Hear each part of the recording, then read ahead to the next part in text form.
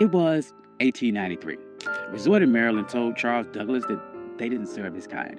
They thought by denying him a meal, they were putting him in his place.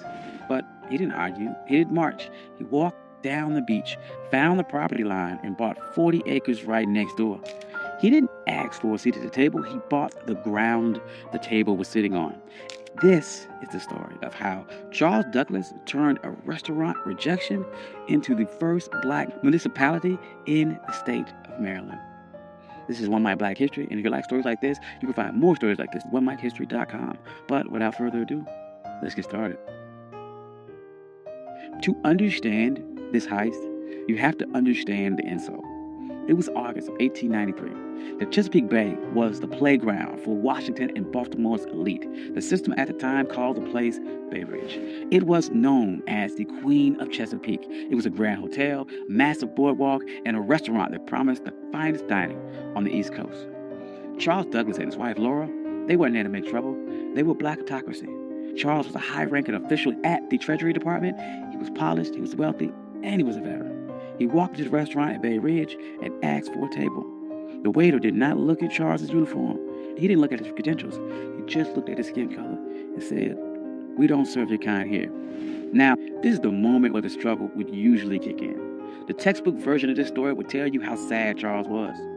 It would talk about the pain of segregation. But Charles Douglas didn't have time for that. He had a military mind. And he looked around the restaurant and saw white families eating. He saw the owners counting money. And he realized that their business was built on a territorial monopoly. They thought that they owned the prestige of the water. They thought by banning him, they were keeping the luxury for themselves. Charles walked out of that restaurant, but he did not leave the area. He walked down the beach, he crossed the property line, and he stood on the dirt right next to the people that insulted him. He was looking at a 40-acre tract known as Bashir's Farm. It was rugged, overgrown patch of coastline. To the owners of Bay Ridge, it was a waste of space. To the system, it was unimproved land. But to the Colonel, it was the high ground. Charles Douglas knew something the owners of Bay Ridge didn't. The system is only as strong as its borders. Bay Ridge was a fortress of whiteness, but the walls ended at the property line. If Charles could control the land right next to them, he didn't need their permission to exist. He could create a parallel world that Jim Crow laws of public accommodations could not touch. See, in 1893, separate but equal wasn't even legal doctrine yet. That would not happen for another 3 years with Plessy versus Ferguson. But the private property doctrine was already ironclad. The law of the land said that a man could do whatever he wanted with the dirt that he owned. Charles realized that public space was a trap. If you relied on the public to treat you fairly, you were a beggar. But if you owned the private, you were sovereign. So he went to the owner of the 40-acre farm, a man by the name of Daniel Bashir. He didn't ask for a favor. He brought money. He offered him $5,000 cash. In 1893, that was an astronomical sum. It was roughly the equivalent of about $175,000 in today's money. But the strategic value was worth millions. Bashir took the money. He signed the deed. And on that day, the Queen of Chesapeake lost its monopoly. Charles Douglas didn't just buy a farm. He bought the gateway to the bay. He went to the restaurant owners who refused him a sandwich, and he didn't say a word. He just started building. And the first thing Charles did wasn't build a resort for the masses. He built a fortress for his legacy. He built a home for his father, Frederick Douglass. He called it the Twin Oaks. But he didn't just build it anywhere. He positioned the home with military precision. Frederick Douglass had been enslaved on the eastern shore of Maryland. He looked across these same waters as a boy, dreaming of a world where he wasn't property. So Charles Douglas designed Twin Oaks so his father could sit on that property and look directly across the Chesapeake at the very shore where he was once owned. This was psychological warfare. It was a message to the system that if you didn't lose a slave, you lost the entire coastline. Frederick Douglass never got to spend a full summer there because he died in 1895. But the receipt was still filled. The Douglass name was now etched into the land in the deeds of Maryland. But Charles was not done.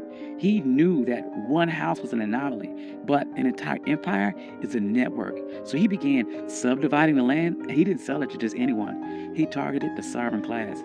He sold lots to black doctors, black lawyers, black engineers, black poets in D.C. and Baltimore.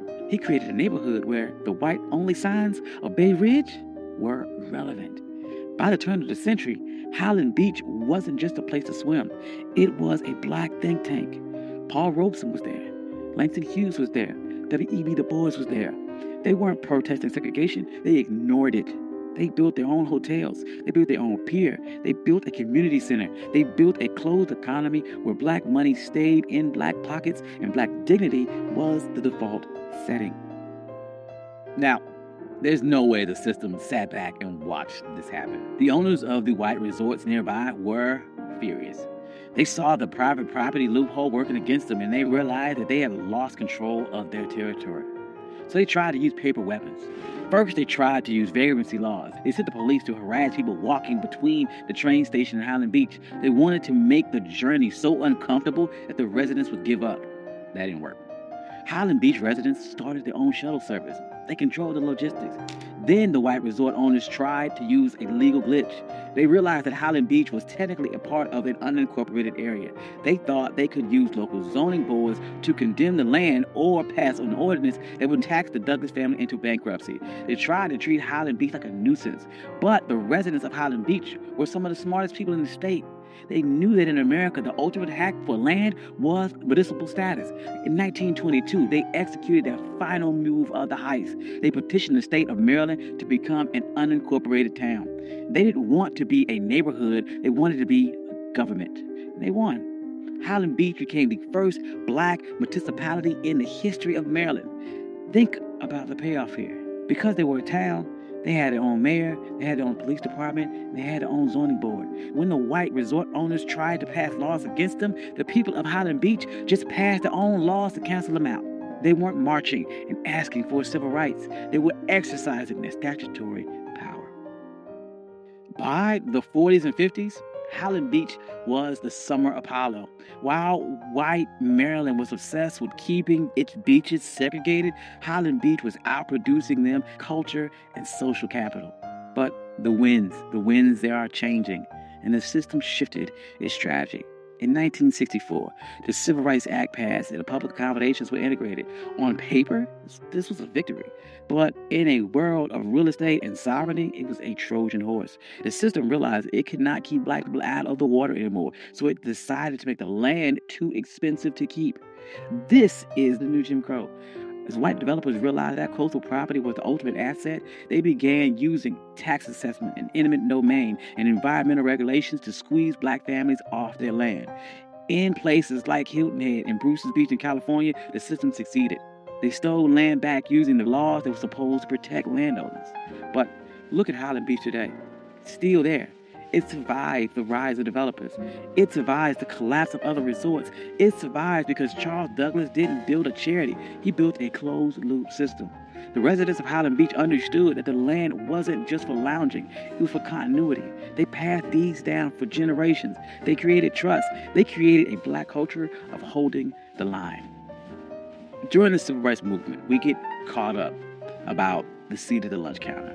But Charles Douglas reminds us that the lunch counter is just a piece of furniture, and that if someone owns the building, they can always find a reason to move the chair or keep you out. The true power is owning the blueprints. Charles Douglas was told his money wasn't good enough for a meal, and he didn't waste a second trying to change that with his mind. He used that energy to change the map. He proved that when the system closes the door, you can't keep knocking till your fists are bloody.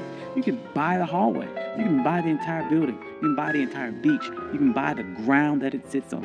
And today, Highland Beach stands as a reminder that we aren't just laborers in the American story. We are the engineers of our own exit. Thank you. This is One Mic Black History.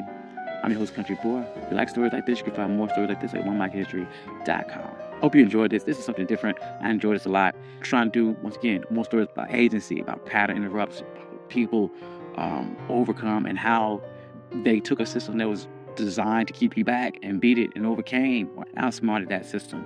Hope you enjoyed that. I'd like to thank all my day ones. You guys are amazing. Thank you guys all for coming out. Like, financial contributors. Oh, yes. And if you don't see your name here, please reach out to me. I'll add your name. I'm sorry. I love you all. Peace.